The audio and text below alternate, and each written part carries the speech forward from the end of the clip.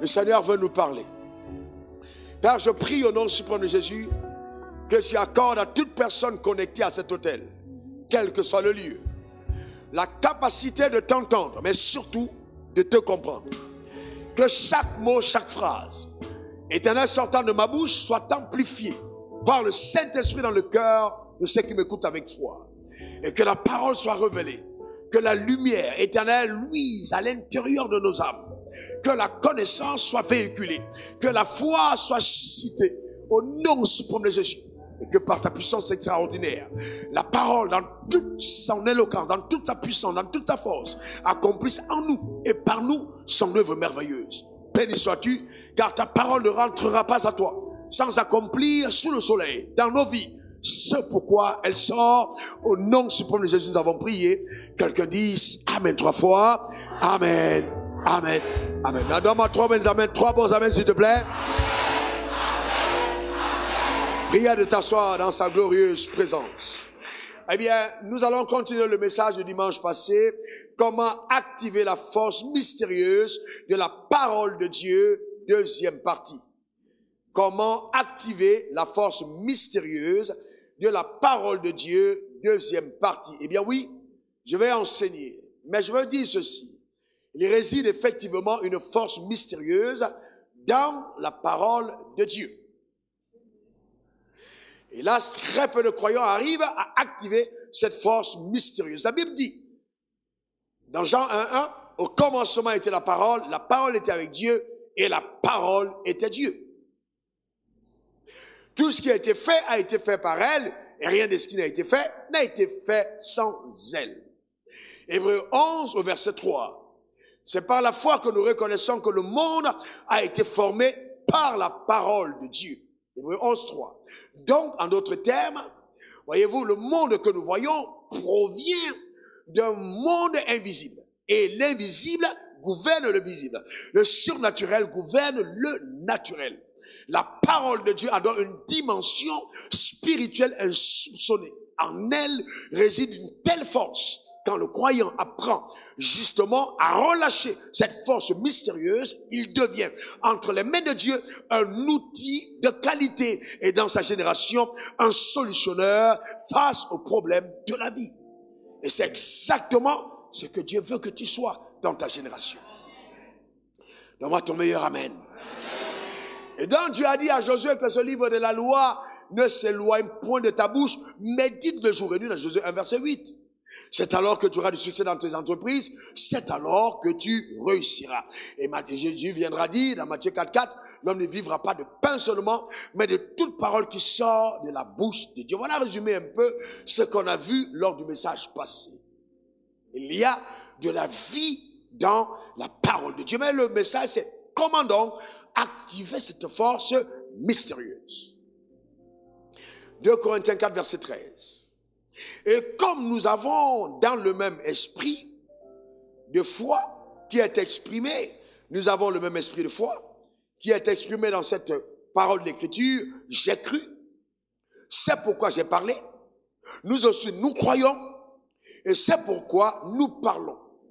Voyez-vous, Romains 4 verset 17, selon qu'il est écrit, j'étais établi Père d'un grand nombre de nations, il est notre Père devant celui auquel il a cru, Dieu qui donne la vie aux morts et qui appelle les choses qui ne sont point comme si elles étaient. Donc, dans la méditation de la parole de Dieu, quand nous méditons la parole de Dieu et que par sa grâce, le Saint-Esprit nous donne d'assimiler par révélation la parole logos, elle se transforme donc en réma pour nous et à partir de là, naît dans nos cœurs la foi en cette parole. Et cette foi donc, elle s'établit à l'intérieur de notre cœur. Mais le processus ne doit pas s'arrêter là. Le processus doit continuer. Parce que celui qui a la foi dans le cœur est comme une femme qui est tombée enceinte. Mais je peux tomber enceinte et ne pas accoucher. Et être enceinte, c'est bien. Mais accoucher, c'est mieux. Alors donc, une fois que tu es enceinte, parce que tu as cru en la parole, cette parole te donne d'être enceinte d'une promesse singulière, une promesse particulière. Oui, quand on est enceinte, on n'a pas tous le même type de grossesse. Alors on a une grossesse singulière, on est enceinte de quelque chose de particulier. Alors doit venir l'accouchement. Et donc l'accouchement se fait par la proclamation de la parole, la déclaration de la parole. Nous croyons, c'est pourquoi nous parlons. Donc voyez-vous, parler. Ici, se tient pour affirmer la parole, professer la parole. D'accord? C'est important, témoigner la parole. Des déclarations. Donc voyez-vous que c'est vraiment essentiel d'arriver à cette dimension. Alors vous devez comprendre que la création elle-même a été formée par la parole de Dieu. Donc la création a des oreilles. Quand vous parlez, tout ce que l'univers a vous écoute. La parole est maîtresse de tout ce qui existe sous le soleil. Pourquoi? Parce qu'elle a créé toutes choses. Et donc toutes choses sont soumises à la parole. Tu peux détruire quelque chose par la parole, tu peux bâtir par la parole. La parole est une arme redoutable. Il y a une force mystérieuse dans la parole. C'est très important. Et donc, la Bible dit, Dieu qui donne la vie aux morts, qui appelle les choses qui ne sont pas comme si elles existaient. Donc Dieu veut que toi aussi, dans ta vie personnelle, il veut te donner la possibilité d'amener à l'existence, à la visibilité, à la manifestation, les choses qui n'existent pas. Mais tu dois respecter le processus par lequel ces choses arrivent. Premièrement, je crois. Dis après moi, je crois. Ensuite, je parle. Encore. Je crois. Ensuite, je parle. Donc, on y va. Je crois. Et ensuite, je parle. Je crois. Et ensuite, je parle. Enfin, je parle. Je crois. Et ensuite, je parle. Donc, notez ceci plus simplement. La foi consiste à croire et parler.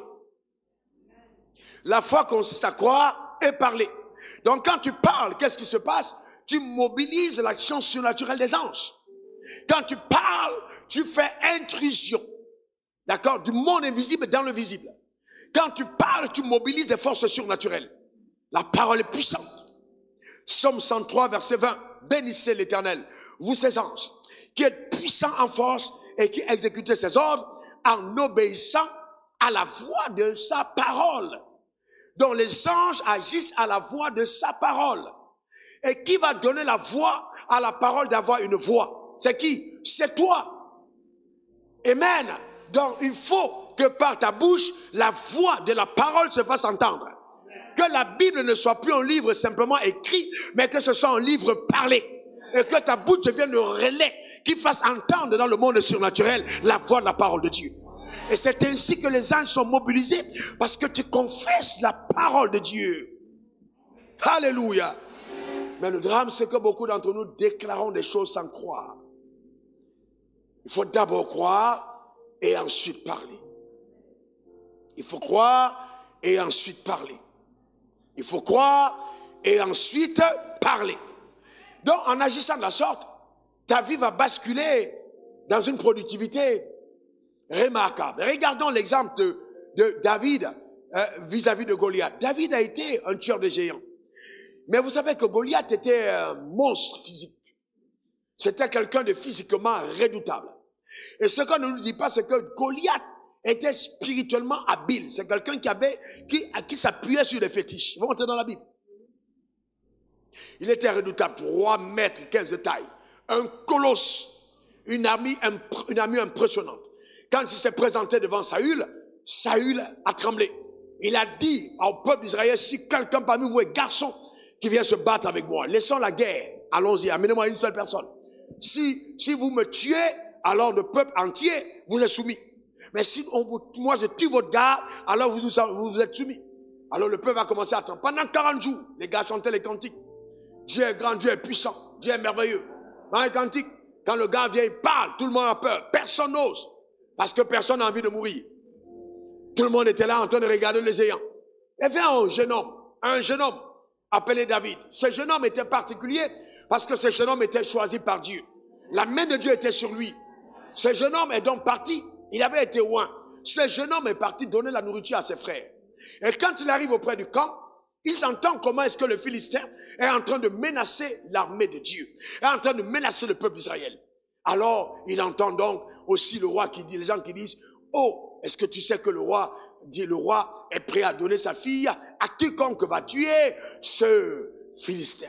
Et je suis sûr qu'il y a un soldat qui dit que lui, mais qui est fou, on va aller mourir pour sa vie. Pourquoi lui, mais n'a qu'à aller se tuer.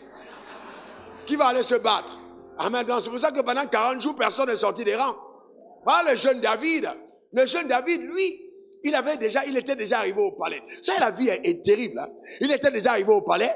Il jouait déjà à la cité avant. C'est sûr que le jour là, il a vu la fille de David passer. Il dit, hé, ça c'est la fille des boss. Ça, c'est pas pour les bergers comme nous. Le genre de senteur qu'elle avait, le genre d'éclat qu'elle avait.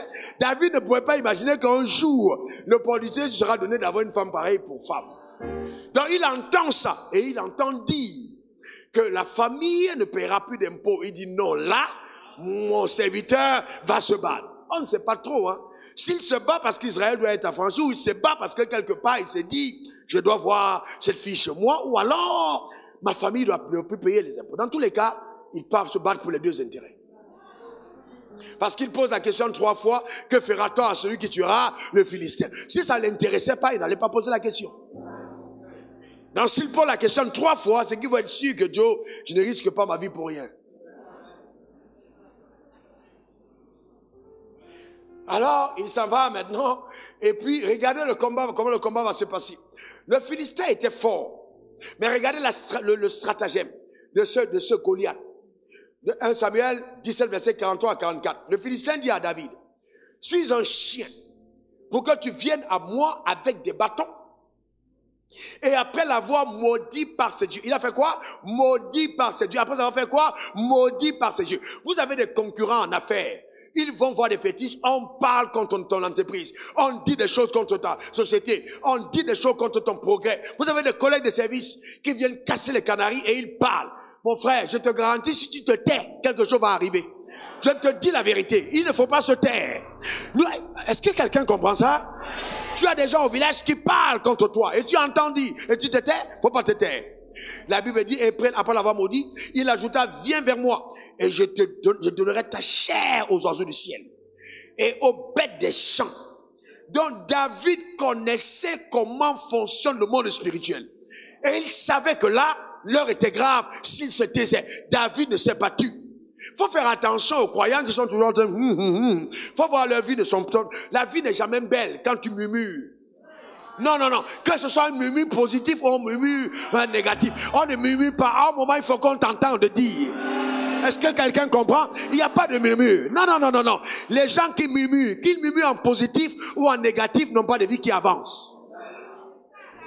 Une déclaration de foi n'est pas un murmure silencieux. Ça doit être audible. On doit t'entendre. Les avions t'entendent. Les maisons t'entendent, les voitures t'entendent, les hommes t'entendent, l'or t'entend, les gens doivent t'entendre, ton mari doit t'entendre, tes enfants t'entendent, ta femme t'entend. Il faut parler, tes adversaires doivent t'entendre. Frère, vous ne devez pas être là, le genre, ah oui, il y a un sorcier dans notre famille, il a dit que dans cette famille, aucun homme ne doit se marier. Oh, que Dieu me donne un sorcier comme ça dans ma famille. Je prie pour avoir encore, je l'appelle moi-même au téléphone, je dis, j'ai entendu, tu as dit quoi? Alors je veux te dire, envoie un message à toute la famille pour dire que tu as enlevé ça. Sinon, on va t'enterrer. On va t'enterrer cette année. Frère, on va t'enterrer. On va t'enterrer. Tu es qui? Tu es qui pour oser dire dans cette famille que personne ne va se marier? D'ailleurs, je veux te dire que je suis le chef succès de la famille. Alors je t'interdis de tel décret. Est-ce que tu as bien compris? Est-ce que quelqu'un comprend? Il raccroche, tu rappelles. Tu laisses des messages voice. Tu fais porter la nouvelle, il doit l'entendre. Faut pas laisser les gens vous médire par leur Dieu. Celui qui est en nous est plus fort que celui qui est dans le monde. Donne-moi le meilleur des amens. Dis encore amen. Le drame des croyants, c'est que nous faisons trop de bruit à l'église et nous sommes trop silencieux dans nos familles. Faut avoir de l'audace. Faut avoir de l'audace. C'est qui ce gars là? Aussi mou, qui va venir te faire. C'est qui ce gars? C'est quel ce nom il porte même là? Est-ce que quelqu'un comprend ça? Faut pas te taire. David ne s'est pas tu. Regardez au verset 45. David dit aux Philistins, tu marches contre moi avec l'épée. Je marche contre toi au nom de l'Éternel des armées, le Dieu d'Israël que tu as insulté. Hey! Mon Dieu! David était intelligent. En fait, en leur disant, il déplace le problème. Il dit, c'est pas moi qui ai insulté, c'est le Dieu qui m'a oint là. C'est lui que tu as insulté. En d'autres termes, il dit publiquement que s'il perd, Dieu a perdu. Donc forcé là, il est obligé de gagner le combat. Parce qu'il a transféré la bataille entre les mains de Dieu. C'est le Dieu d'Israël que tu as insulté. Regardez la suite. Regardez la suite. Pour vous montrer que c'était une vraie bataille. Aujourd'hui, l'Éternel te livrera entre mes mains. Je t'abattrai. Je couperai ta tête. Mais il parle avec la fronde. Quand il dit ça, je suis sûr que les gars disent, mon David, toi aussi tu exagères. Tu vas couper sa tête comment? Où est ta fronde? Il y a des gens, quand vous parlez de vos projets, ils regardent à votre taille, ils regardent à votre argent, ils regardent à ce que vous avez. Mais ils ne comprennent pas que vous parlez en notre langage. Je déménagerai, j'irai à tel endroit. On dit, elle se prend même pour qui? Elle là, c'est pas, je connais son salaire ici. Qui t'a dit qu'elle se base sur son salaire? Qui t'a dit qu'elle se base sur son salaire quand elle parle? Elle se base pas dessus. Frère, voyez-vous, il y a toujours des gens pour dire non, vraiment, non frère, n'écoute pas ces gens-là. Continue de parler. Remets-moi le texte. Aujourd'hui, je trancherai, je couperai ta tête. Je donnerai les cadavres du camp des Philistins aux oiseaux du ciel. Parce que c'est la même chose qu'on l'a dit, il dit, retourne les expéditeurs. Et il dit aux animaux de la terre. Et toute la terre. David était prophétique. Donc c'est-à-dire, il dit la victoire que je vais avoir là. On va raconter ça à Abidjan. On va prêcher ça dimanche au culte. La terre saura qu'Israël a un Dieu. La terre. Il n'a pas dit Israël. Il dit la terre saura. Il sera une victoire retentissante. Faut pas faire des exploits du quartier. Faut faire des exploits nationaux et internationaux. Parce qu'il y a des batailles, quand tu les remportes là, on raconte ça dans ta famille. Mais il y a d'autres, ça devient le journal de 20h. On raconte. Il y a d'autres, ça retentit sur Internet. Que Dieu te donne d'aller à cette dimension. Donne-moi le meilleur des amens. Dis encore amen. Je trancherai ta tête. Pourquoi il y a besoin d'une âme si mon adversaire a une âme? David savait que je n'ai pas besoin d'âme. L'ennemi qui a aiguisé le fusil contre toi, c'est pour se tuer lui-même. Ça ne va pas t'atteindre. Non, non, ça ne t'atteindra pas. Celui qui a aiguisé la glaive là, contre toi, là, il ne t'atteindra pas avec. Ça va retourner contre ton propre cœur. C'est clair et net. Donc les armes de tes adversaires sont ta force. Ils ne t'atteindront pas avec. Celui qui creuse un piège contre le juste, il tombera lui-même. Donc c'est pourquoi, ne sois pas étonné que certains sorciers t'appellent sorcier. Parce qu'en fait, ils ont préparé le pied de la sorcellerie pour mourir dedans. C'est eux-mêmes qui vont être mangés dans la sorcellerie. Mais tu dois déclarer la parole. Tu dois déclarer la parole. Personne ne peut stopper ta progression. Personne ne peut stopper ton avenir. Personne ne peut falsifier ton histoire. Personne ne peut empêcher que tu réussisses. Personne ne peut stopper tes enfants. Personne ne peut handicaper leur futur. Personne ne doit t'arrêter. Personne. Personne. Et je rends grâce à Dieu. Est-ce qu'il n'a pas donné la décision finale de ta destinée entre les bouches la bouche de quelqu'un d'autre? Il dit, par tes paroles, tu seras justifié. Et par tes paroles, tu seras condamné. En d'autres termes, ce que nous retenons, ce sont les sentences de ta propre bouche. Donc c'est tout ce qu'on attend, c'est ce que toi-même tu as dit. On a dit tout ça, mais tu dis quoi toi-même? Parle toi-même maintenant. Qu'est-ce que tu dis? Qu'est-ce que tu affirmes? Qu'est-ce que tu déclares?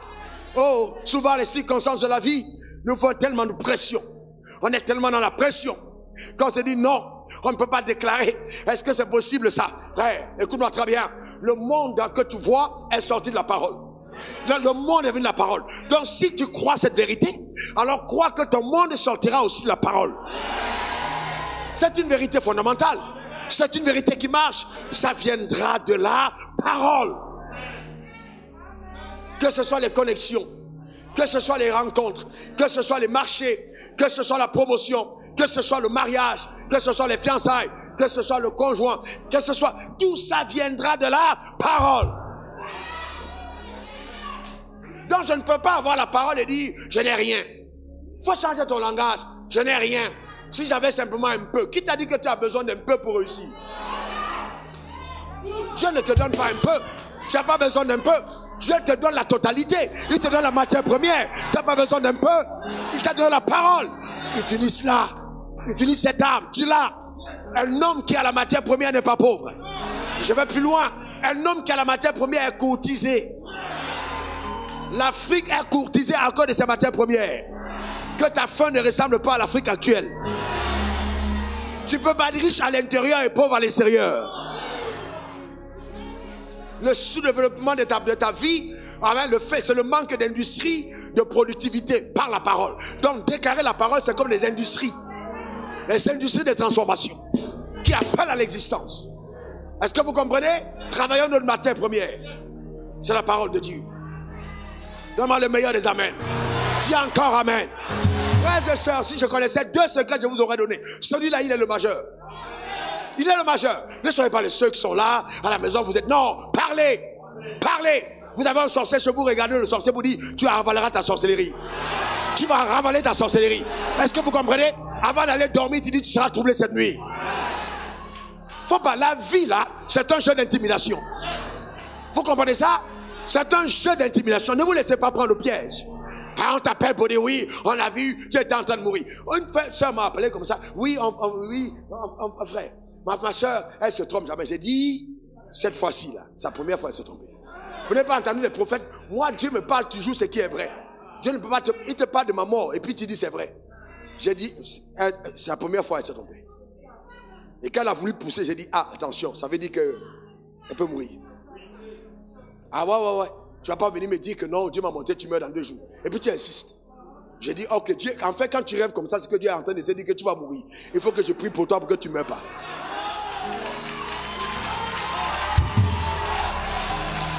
Est-ce que quelqu'un comprend ça? Vous savez, il faut faire attention. Il y a des gens qui viennent vous dire des choses qui sont des relais de l'enfer. Comment Dieu va te parler de ta mort dans 1 jour? À quelqu'un d'autre.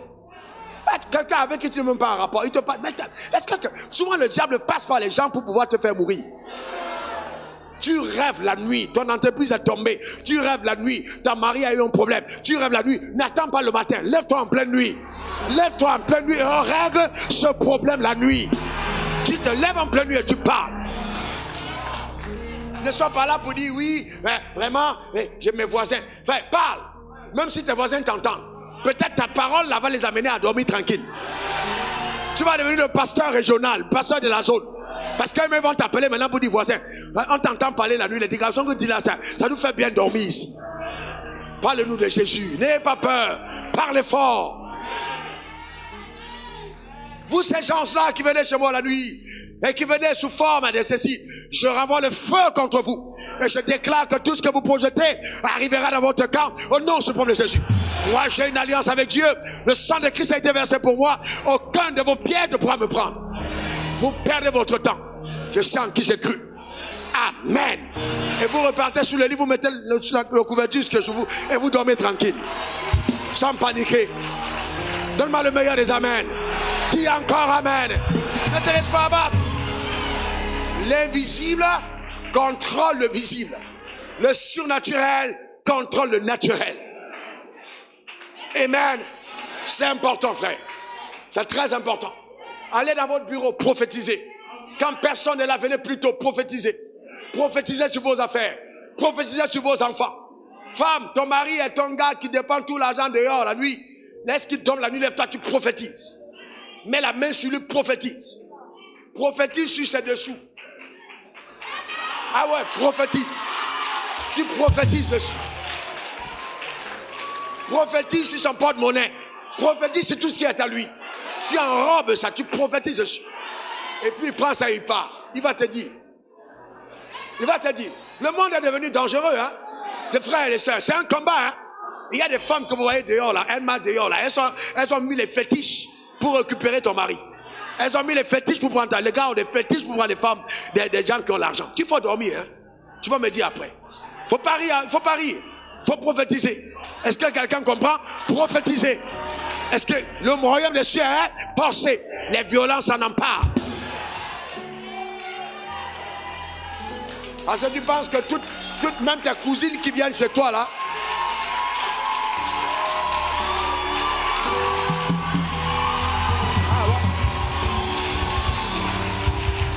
parce que tu penses que même tes cousines qui viennent chez toi là, et toi tu es en train de raconter, il m'a acheté de nouveaux bijoux, il m'a acheté de nouveaux aussi. Toi tu penses qu'elle rit bien.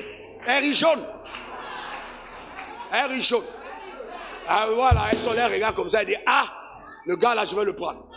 Parce que les sorcières là, elles sont présentes. Ah ouais, faut pas penser que les gens sont jaloux, hein. Le diable est là partout. Les gens, attention, hein. Il faut pas blaguer, il faut prier. Il faut prier. La vie, c'est pas il faut prier. Il faut entrer à la dimension spirituelle. D'accord? C'est important. Rakataka. Rendeke. Vous imaginez comment c'est beau.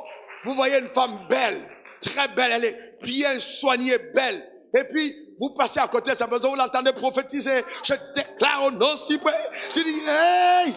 Ça, c'est une vraie femme. Elle prie, Rando Shakata. Elle prend autorité. Elle déclare, elle établit. Elle prophétise sur sa maison. Prophétise sur ses enfants. Prophétise sur son mari. Prophétise sur les affaires. Prophétise, appelle à l'existence.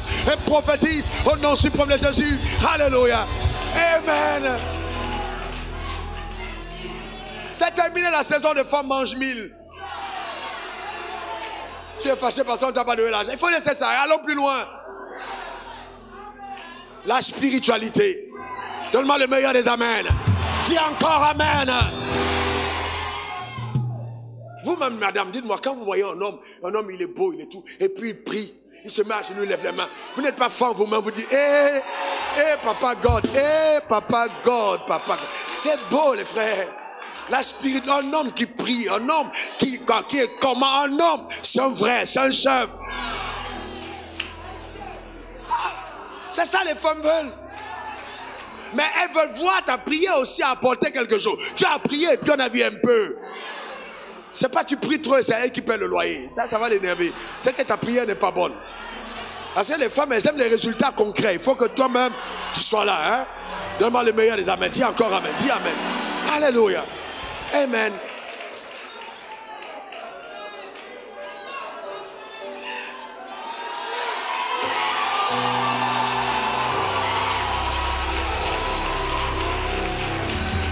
Donc vous voyez, le même principe, ça vous paraît, ça paraît si simple, mais il est tellement profond, vraiment, c'est tellement profond, que je gémissais devant Dieu hier pour dire, s'il te plaît papa, que l'église comprenne. Vous ne pouvez pas imaginer vraiment la préoccupation de mon âme, que les gens comprennent.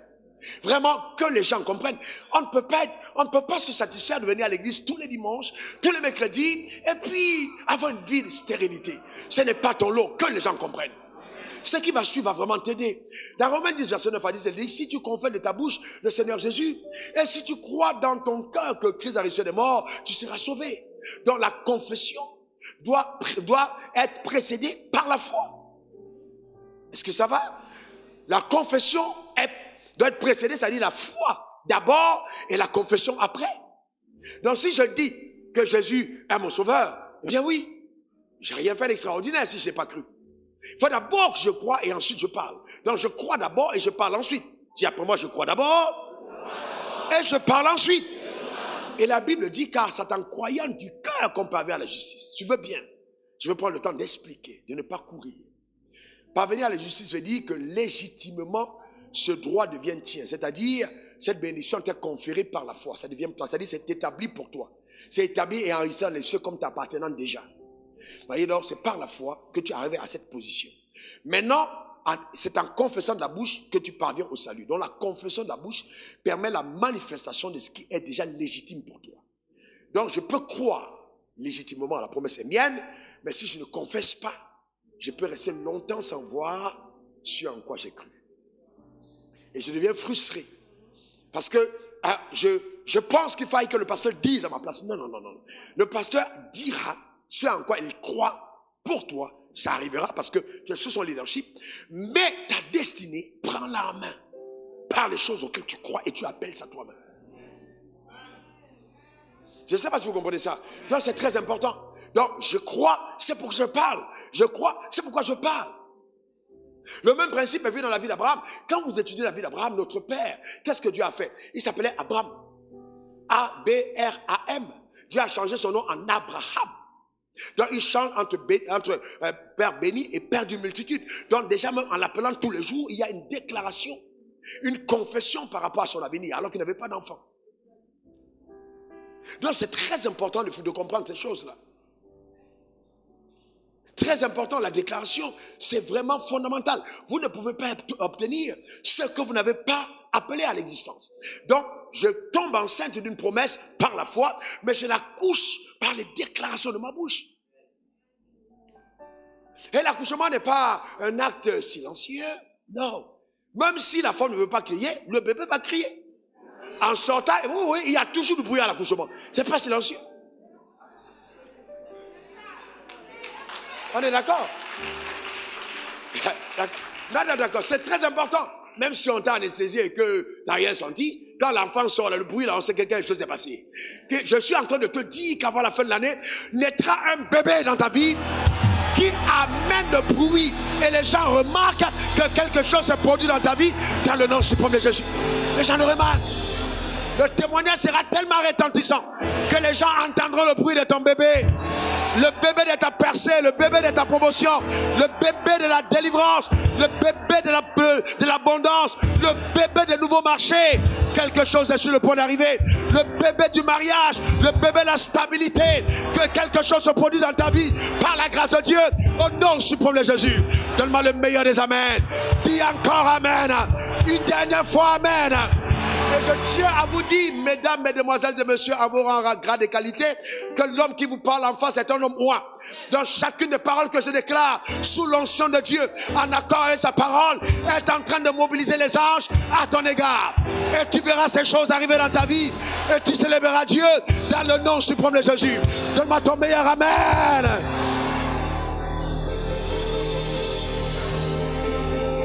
Amen.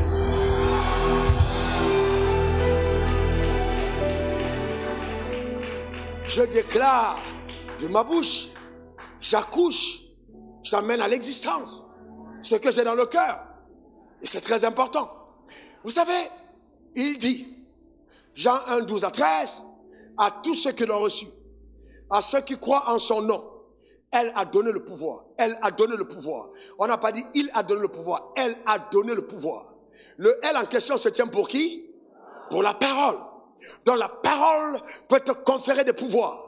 Elle a donné le pouvoir de devenir enfant de Dieu. Lesquels sont nés non du sang, ni la volonté de la chair, ni la volonté de l'homme, mais de Dieu. Donc ce qui naît de Dieu naît de la parole. Ah ouais, ce qui naît de Dieu naît de la parole. Alléluia, c'est extraordinaire. Elle a donné le pouvoir. Donc c'est important.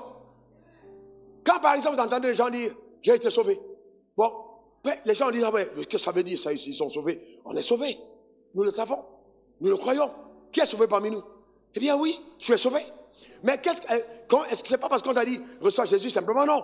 C'est parce que tu as cru au message du salut. C'est parce que tu as cru à la parole qui a été annoncée. C'est parce que tu as cru à l'évangile. Et l'évangile est devenu une puissance. Cet évangile qui t'annonçait le salut. Et tu l'as reçu dans ton cœur, à part la personne de Jésus. Et donc cet évangile t'a conféré le pouvoir de devenir. C'est-à-dire que tu es sorti de ce que tu étais, tu es devenu enfant de Dieu. Oh, ça c'est extraordinaire. Maintenant, suivez-moi bien, je vous introduis dans les entrées de ce que Cabot va être. Le problème c'est quoi? C'est que certains d'entre nous ne comprenons pas. Oh, j'ai été tellement béni parce que Dieu m'a enseigné. Les gens disent, j'ai reçu Jésus dans ma vie. Mais tu sais ce que ça veut dire Jésus?